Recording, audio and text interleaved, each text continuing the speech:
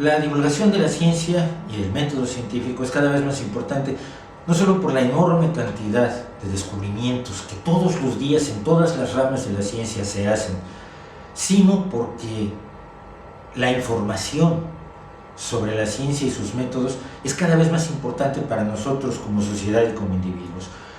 No podemos darnos el lujo de no saber cuál es la verdad detrás de algunas afirmaciones y cómo se llega a ellas y por qué la ciencia considera, o los científicos consideran, que algo es verdad y que otras cosas no lo son. Vivimos en un ambiente de medios de comunicación que se dedican en gran medida a promover el miedo, la angustia, a tocar los elementos emocionales más delicados de todos nosotros, como es nuestro miedo a la muerte, nuestro miedo a la pérdida de la salud y nuestra preocupación por nuestros hijos. Y así pretenden vendernos cualquier cantidad de afirmaciones que no se molestan en probar. Sea el peligro de las vacunas, el peligro de la leche de vaca, el peligro del papel de baño, el peligro de todo lo que usted quiere y mande. Todo tiene una paranoia detrás que es explotada por personas que pretenden decirnos cómo normar nuestros criterios. La ciencia, por su parte, en el método que hemos desarrollado en los últimos 500 años, nos permite determinar con bastante más fiabilidad si algo es real o no, si algo forma parte del conocimiento o es solo propaganda. Si a usted le dicen, por ejemplo, los pesticidas que se utilizan en la agricultura le llegan a usted y lo matan y le provocan cáncer en el estómago, usted se puede asustar muchísimo. Si se informa de que la legislación obliga a que los pesticidas se degraden en el medio ambiente mucho antes de la cosecha, por poner un ejemplo, que es un ejemplo real, por cierto, usted no tendrá tanto miedo, se preocupará a ver qué tan efectivamente se hacen cumplir aquellas normativas que obligan a que los pesticidas no lleguen a la cadena alimenticia, que se degraden y que tengan composiciones químicas que no nos dañen. Pero eso no se lo informan, le informan del miedo. La ciencia le dice, mira, sabemos esto de tal y cual manera. No lo sabemos porque lo dijo alguien que es simpático, que grita muy fuerte, o que dice que sabe muchas cosas, o que es ingeniero, licenciado o doctor. Lo sabemos porque hay ciertas pruebas que son pruebas reales. ¿Cuál es la diferencia entre pruebas reales? ¿Cuál es la diferencia entre evidencias palpables y aquellas que no lo son? Eso es el trabajo esencial de la ciencia. En este trabajo lo que encontramos a últimas fechas y de manera muy notable son una especie de invasión por parte de personas provenientes de organizaciones religiosas que lo que pretenden es lanzar el mensaje de no hay que confiar en la ciencia. No hay que confiar en la ciencia, dicen, porque la ciencia no lo es todo. La ciencia no lo es todo, esto es cierto, nadie dijo que lo fuera, pero bueno, suena muy bien. Suena como si estoy bajándote de tu pedestal, un pedestal en el que no estabas. Luego viene él, es que hay muchas cosas que la ciencia no puede explicar. Pues mire, sí, de eso se trata la ciencia. Hay señores a los que les pagamos en todo el mundo, en todas las ramas del conocimiento, para que vayan a donde no se saben las cosas y las sepan, para que hagan descubrimientos científicos, para que descubran cosas en el laboratorio, para que vean en el telescopio lo que nadie ha visto nunca antes, para que vayan al fondo del mar y encuentren las especies que no conocíamos todavía, para que descubran las moléculas que no sabíamos que están allí, pero que sirven para luchar contra el Alzheimer, o para enfrentar el cáncer, o para mejorar la absorción de lactosa por parte de las personas que son intolerantes a la lactosa. La ciencia está allí para lo que no se sabe, lo que ya se sabe, ya se sabe.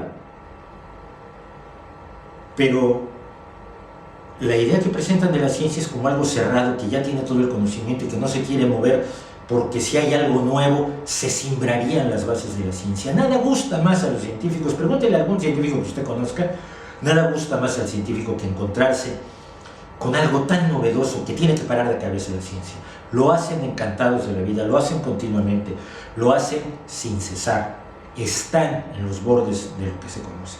Pero ¿qué es lo que hay detrás de estas afirmaciones o de estos lanzamientos de dudas por parte de las organizaciones religiosas? La idea de que la ciencia no acepta a Dios de entrada. No que no se lance a demostrarlo, no. A todos nos encantaría, o nos fascinaría por lo menos, que se demostrara la existencia de un Dios, fuera el Dios de del islam judio-cristianismo, o fuera Anubis, el dios con cabeza de chacal de los egipcios, que incluso probablemente sería más alucinante. Bueno, lo que quieren es que Dios sea aceptado como requisito previo a la investigación científica.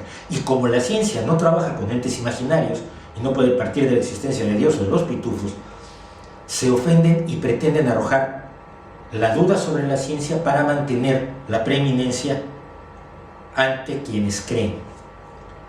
La lucha, pues, no es de la religión contra los conocimientos científicos que van erosionando los bordes de su dogma.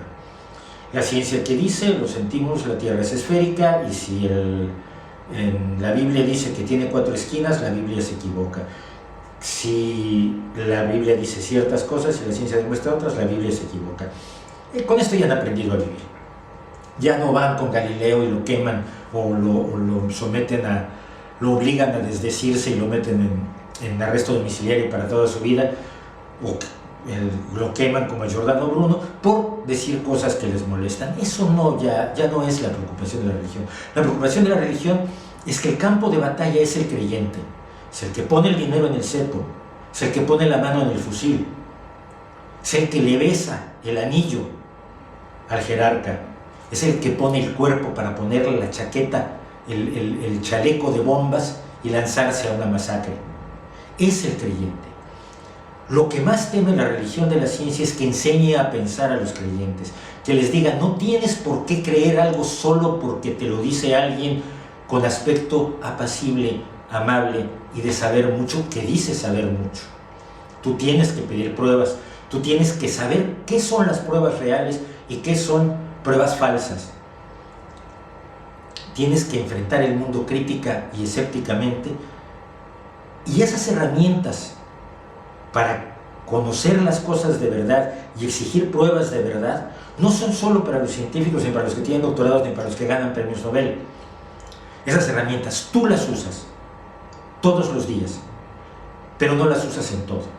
Y si aprendes a afinar esas herramientas, si te enseñas lo que son las falacias lógicas, las formas de pensamiento erróneo, los sesgos cognitivos, si aprendes a identificar la falsedad y cómo se llega a los argumentos erróneos, y creas un criterio de verdad que te permita realmente llegar a conocimientos, pensarás científicamente sin necesidad de ser científico, siendo carpintero, escritor, fotógrafo, actor, minero.